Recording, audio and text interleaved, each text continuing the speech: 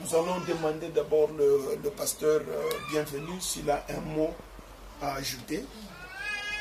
Maman Eve m'a dit que peut-être que vous auriez un mot à ajouter.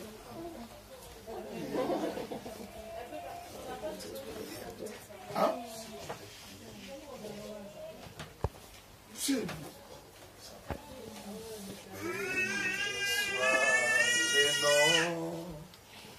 Béni soit le nom, béni soit le nom du Seigneur Jésus. Jésus est le même, oui, toujours le même. Béni soit le nom du Seigneur. Élevons le nom. Élevons le nom de Jésus. Élevons le nom du Seigneur Jésus. Jésus est le même, oui, toujours le même. Élevons le nom du Seigneur. Amen, amen, amen. Amen. Nous sommes vraiment dans la joie de nous retrouver ici. Parce que la parole de Dieu s'est accomplie dans la famille de notre sœur. La Bible dit, l'homme est tiré de la poussière, il va retourner dans la poussière. Comme notre pasteur nous a prêché ici, c'est une parole qui va rencontrer tout le monde. Que tu le veuilles ou pas. Si le Seigneur Jésus-Christ ne revient pas, chacun de nous finira par retourner à la poussière. Bon, je ne veux pas contredire ce que le pasteur a dit, nous allons aller dans le même sens. Nous devons nous préparer. Nous préparer pour deux choses. Ou le retour de Christ qui viendra chercher son église, tout chrétien véritable le sait. Et il doit s'attendre à ça.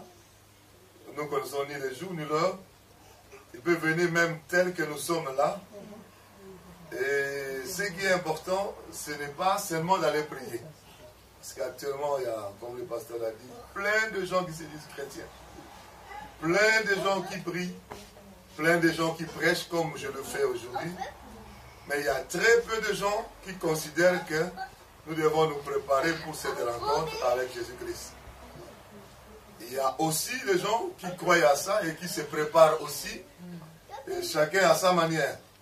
Mais il y a très peu de gens qui se préparent de la manière biblique, avec le standard de la préparation exigé par la Bible pour rencontrer Jésus-Christ à ce jour-là.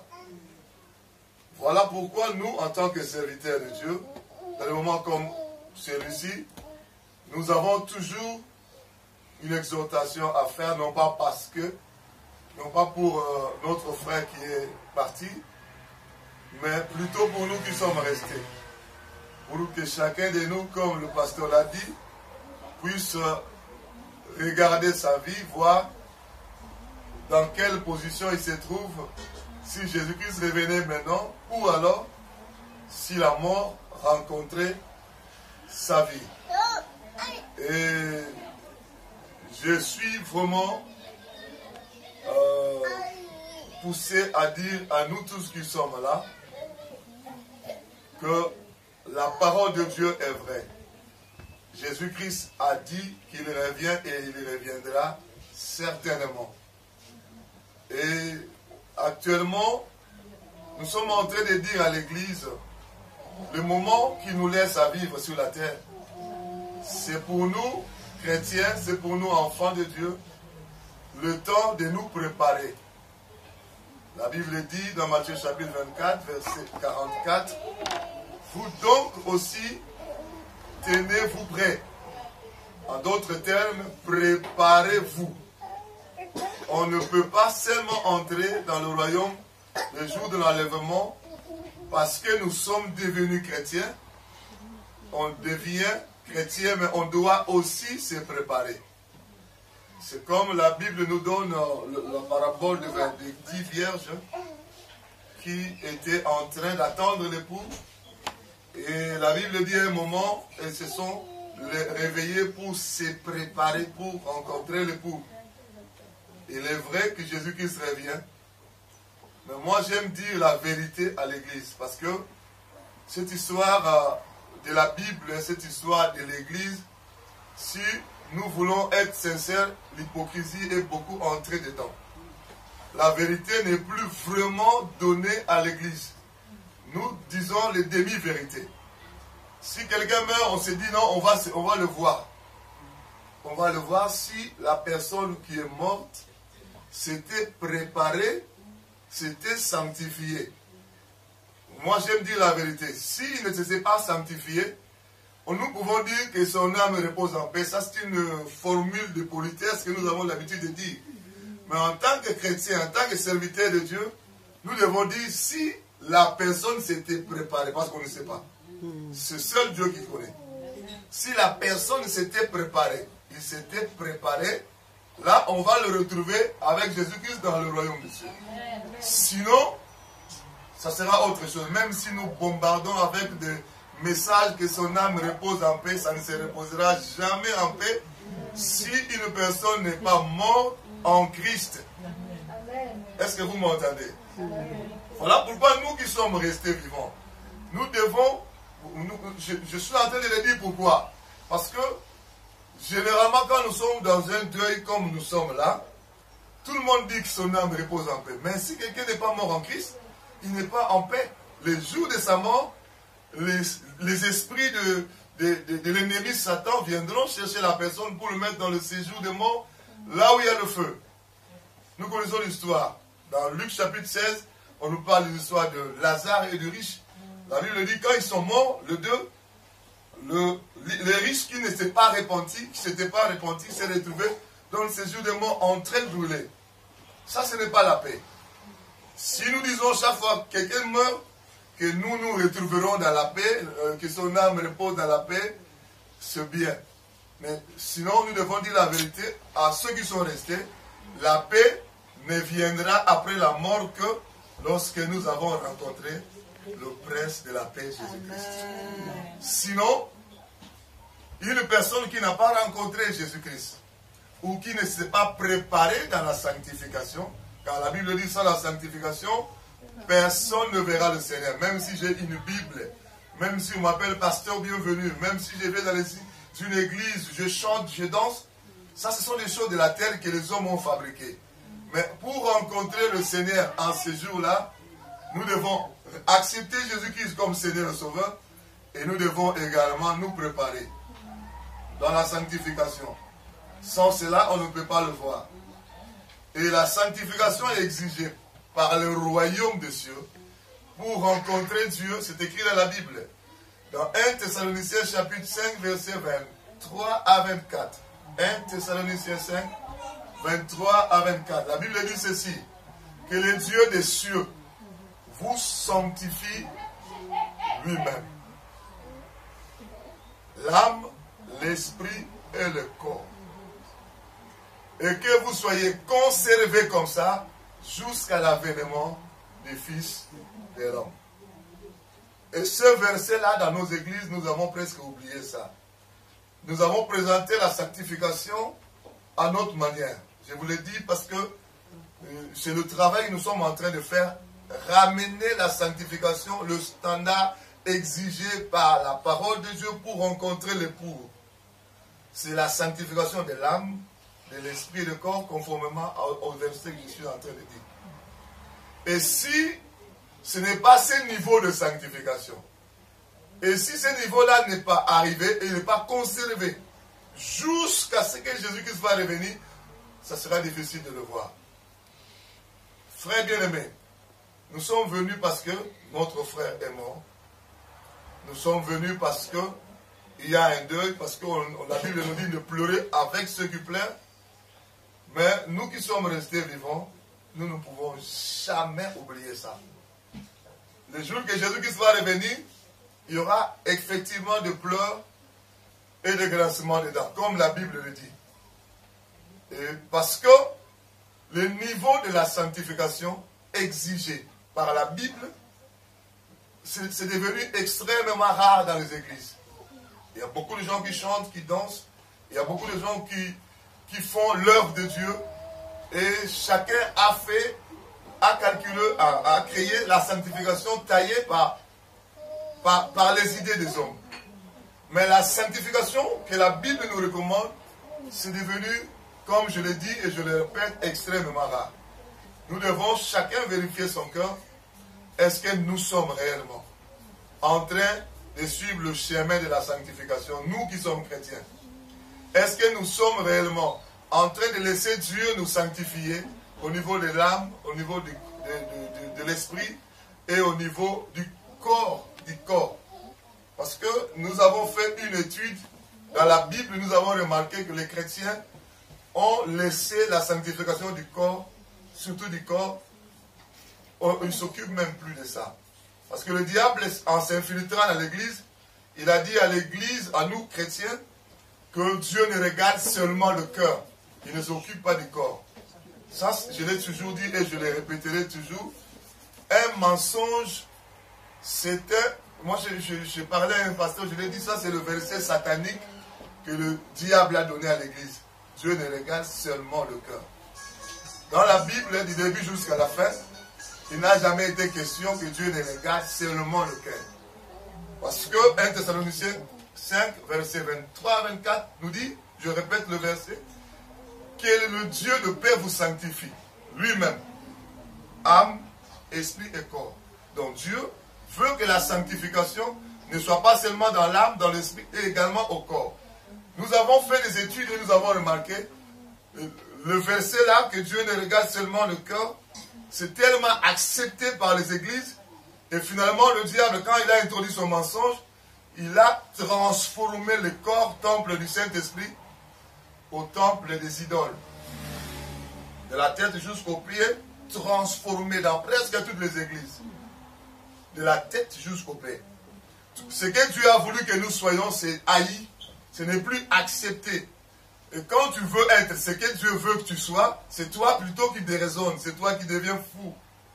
Mais la transformation satanique s'opère dans les églises au vu et au su de tout le monde, et ça détruit le temple de Dieu spirituellement, ça détruit le temple de Dieu physiquement, ça détruit le temple de Dieu. Et si je me mets à le dire comme ça, je le dis par amour, parce que l'heure est grave. Si le Seigneur revient aujourd'hui, avec cette destruction que nous voyons du temple, cette sanctification à moitié, ça sera de pleurs et de grincements des dents. Nous, en tant que pasteurs, en tant que serviteurs de Dieu, en tant que prédicateurs de l'évangile, nous devons rappeler à l'église que nous devons laisser Dieu sanctifier l'église, ou l'église que nous sommes, au niveau de l'âme, au niveau de l'esprit, et aussi au niveau du corps. Et je viens, tel que je suis là, je suis revenu de là-haut, comment on appelle ça, du Congo-Kinshasa pour une mission. C'est juste un témoignage que je vais vous donner pour clôturer. Je suis en train de parler de la sanctification dans ces trois niveaux-là. Il y a un pasteur qui m'écoutait. Il m'a dit, pasteur, moi j'étais sceptique quand tu disais ça. Je ne croyais pas que la sanctification doit aller jusqu'au niveau du corps. Et pourtant, j'ai donné le verset dans la Bible, 1 Thessaloniciens 5, 23 à 24. Et finalement, je lui ai dit, vous connaissez les cheveux que les femmes mettent sur la tête, la cabello. C'est un démon que l'Église a accepté, il a mis dans l'Église. Il m'a écouté sans croire. Le pasteur m'a écouté sans croire. Et quand j'ai appelé maintenant les fidèles qui ont voulu se repentir, on a commencé à prier. Il y a une femme qui était là, elle a sauté. Le démon de cheveux cabello commence à se manifester. C'est elle-même qui m'a acheté. Je ne sortirai pas. Le pasteur confesse. Quand tu parlais, j'ai murmuré même. Je ne croyais pas à ce que tu dis. Au fait, je vais simplement nous amener à comprendre que le diable nous a fait croire que Dieu ne regarde seulement le cœur, ce qui n'existe pas dans la Bible. Et il a laissé avons laissé le corps maintenant au diable. À partir des cheveux jusqu'à la plante de pied, transformé. Je vous dis transformé. Même, je ne parle pas seulement de cheveux, même le décapage de la peau. Il y a un esprit derrière. Je ne sais pas combien de fois j'ai chassé ces démons-là. Et je suis en train d'écrire un livre. Je suis en train de dire à l'humanité, nous avons fait une grosse erreur, croyant que Dieu ne regardait que le cœur, et nous avons laissé le corps au diable.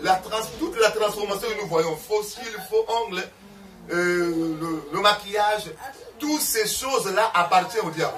Je vous le dis, la main levée au nom de Jésus-Christ devant ce deuil.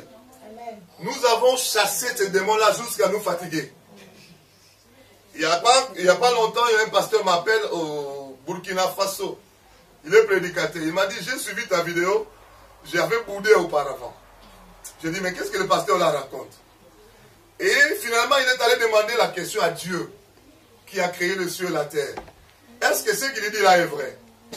Dieu lui a dit, c'est moi qui ai dit à mon serviteur de dire à l'humanité que nous devons nous repentir et nous sanctifier jusqu'au corps. Il ne regarde pas seulement le cœur. Si nous croyons à ça, c'est pourquoi nous avons laissé le corps au diable. Le pasteur en question, il s'appelle Bouddha, son nom, il est médecin à Burkina Faso. Il a commencé à prier pour sa propre femme dans sa chambre. Il est prédicateur. Il commence à prier les démons de faux cheveux, les démons de faux cils, les démons de faux ongles, les démons de maquillage, 9 sirènes des eaux. En une délivrance, jusqu'à 1h30 du matin. Le matin, il prend son ordinateur, il m'a écrit 4 feuilles. Pasteur, je vais confesser, j'avais boudé quand je t'ai entendu. Quand je suis en train de parler là, il y a des gens qui disent, ça, qu'est-ce qu'il dit là? Ça, c'est du n'importe quoi. Allez-y comprendre. Le pasteur en question m'a écrit 4 feuilles. Il m'a dit, pasteur, quand je suis allé demander la question à Dieu, j'ai vu, Dieu m'a répondu que c'est lui qui t'a envoyé. Deuxièmement, j'ai prié pour ma propre femme. Les esprits ont commencé à se manifester. Je suis entré par les faux cheveux, par le maquillage, par les faux cils, par les faux ongles. Et toutes ces choses que je suis en train de vous énumérer là, il y a des esprits derrière, des esprits des sirènes. Je ne vous le dis pas pour vous choquer, je vous le dis pour vous informer. Peut-être que vous n'avez jamais reçu cette information. Parce que dans nos églises, on chante, on danse, mais on n'entre pas dans la repentance et de la sanctification. Moi, premier aussi, je le fais pendant 20 ans de ministère sans dire ces choses. Jusqu'au jour où le Seigneur m'a interpellé. Je le fais pendant 20 ans. Mais maintenant, ça fait 4 ans que je dis à l'église, je viens de Congo, je rentre au Congo pour dire à l'église, nous avons un sérieux problème de sanctification. Le standard exigé par le royaume, nous avons mis ça de côté. Et le pasteur m'a écrit 4 feuilles. Je lui ai dit, mon frère pasteur, on ne s'est pas vu. Parle aux gens de ton pays, dis-le que la sanctification sans laquelle on verra Dieu, il n'y en a pas deux. Il y a seulement une seule sanctification, de l'âme, de l'esprit, et du corps. Dans ce moment comme celui-là, moi je trouve que la vérité on doit la prêcher. La Bible dit prêche la parole en toute occasion, favorable ou pas. Parce que le salut, c'est ce que nous sommes en train d'attendre. Le salut, c'est ce que nous sommes allés chercher à l'église. Mais sans la sanctification, on ne verra pas Dieu. Et je vais m'arrêter par là. Le niveau de la sanctification que le ciel exige, le standard du ciel, c'est de l'âme, de l'esprit et du corps. Nous devons laisser le Seigneur nous amener là. Comment est-ce que le Seigneur va nous amener là? Quand il nous utilise, nous, comme les instruments pour te le dire. C'est-à-dire, le Seigneur veut t'amener dans l'information, et non seulement à l'information, et aussi que tu entres dans la repentance. Si tu n'es pas convaincu, va demander à Jésus-Christ. Lui, il te dira, c'est lui qui m'a envoyé pour te l'informer aujourd'hui. Comme je donnais l'exemple du pasteur de Burkina Faso. Il n'y a pas seulement le Burkina Faso. Les gens m'appellent de partout. Du Gabon, des États-Unis, de partout. Pour me confirmer que Dieu veut la repentance et la sanctification jusque-là. Qu'est-ce que je veux dire là, pour clôturer? Mon frère, si tu n'es pas convaincu dans ça, va demander au Seigneur. Mais si tu es convaincu, tu trouves vraiment que ce que nous sommes en train de dire vient du Seigneur, même si on ne se voit pas, même si on ne se connaît pas, même si c'est la première fois de se voir, nous vous supplions d'entrer dans la profondeur de la repentance et d'entrer dans la profondeur de la sanctification, parce que Jésus-Christ revient bientôt. Et si la repentance profonde et la sanctification profonde n'est pas appliquée dans nos vies, nous passerons beaucoup de temps dans les églises, et en ces jours-là, moi je ne serai peut-être pas là, mais le Seigneur te posera la question. J'avais envoyé mon serviteur dans ce deuil pour te le dire. Quelle était la réaction de ton cœur? Que le Seigneur nous aide à comprendre. C'est la repentance qui nous amène à ce niveau de la sanctification. Amen. Que Dieu vous bénisse. Amen. Que Dieu vous fasse grâce. Soyez bénis.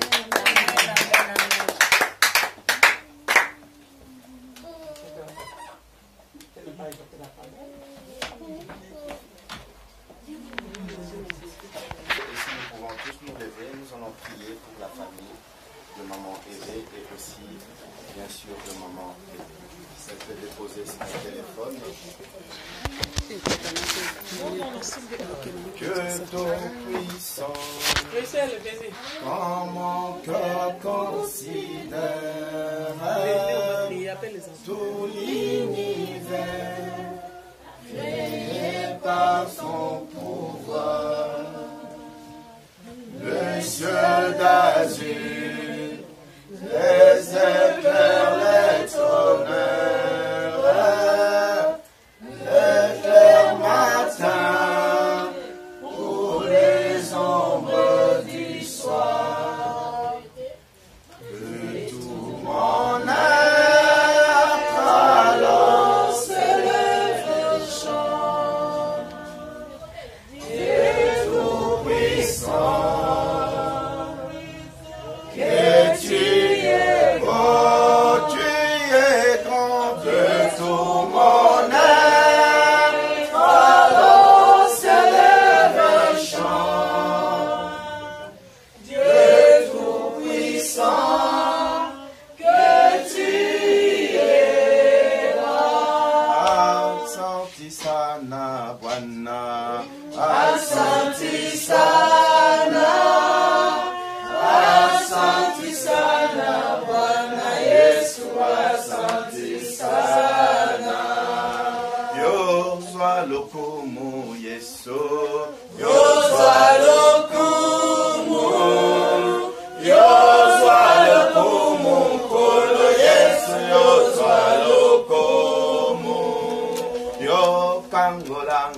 Papa, yo kangolanga, kolo Yesu, yo kangolanga, yo consolenga, papa, yo consolenga, kolo Yesu, yo consolenga, papa. Yo consolenga. Oh, il y a une famille qui est en train de pleurer. Au moment où ils ont vu le corps de leur frère enterré, cette famille a besoin d'une consolation. La Bible dit, la vie et la mort sont au pouvoir de la langue. Raison pour laquelle nous allons simplement demander à Dieu de consoler cette famille. Nous prions au nom de Jésus-Christ.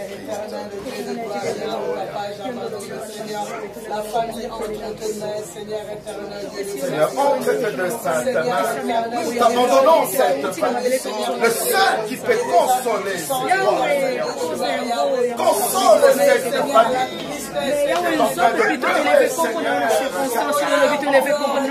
maintenant, Seigneur, c'est comme tu vas commettre la mission, papa. Pourquoi il y a les wenzangu, les kotola, les pombo, les wenzangu, les kolola, circonstances douloureuses, comme il y a quatre, les bota, maman, et les éternels de gloire. Et on est pas les consolateurs de cœur brisé, les consolateurs de cœur abattus, les wenzangu. Consolez mon cœur, ma foi, au corona bomoy. Oh, il y a brisé, il y a wenzangu, à cause de la séparation éternelle de gloire. Si que te corona bomoy, on peut se kinya, kinya, oh, il y a les kimokili, oh, mais nous savons lorsque la mort frappe une famille, et après le passage de la mort, les familles se déchirent. Il y a la division, il y a la haine, il y a la séparation. Raison pour laquelle nos regards doivent être tournés auprès de notre Seigneur Jésus-Christ. Enfin, que cette famille ne soit pas divisée, ne soit pas séparée, mais que le Dieu de paix puisse mettre la paix, l'unité, l'amour dans cette famille. Prions encore une fois pour la famille.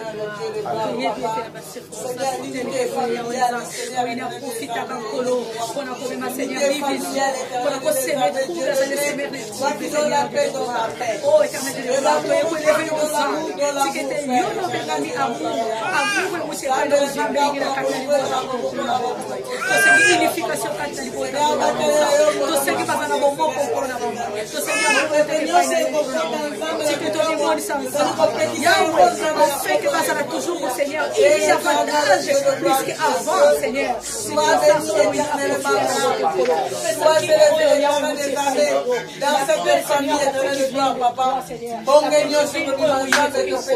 Nous allons maintenant prier pour les orphelins. La Bible dit, il est le Dieu, le Père des orphelins.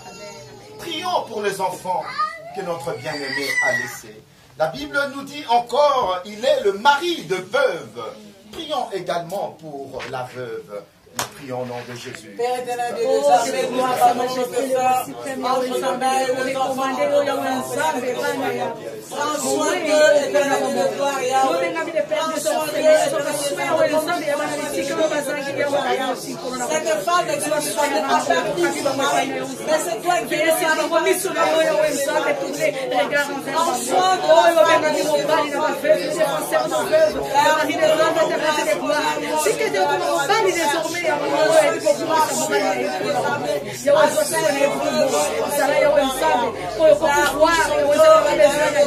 Será defensor, vou poder fazer a mistura.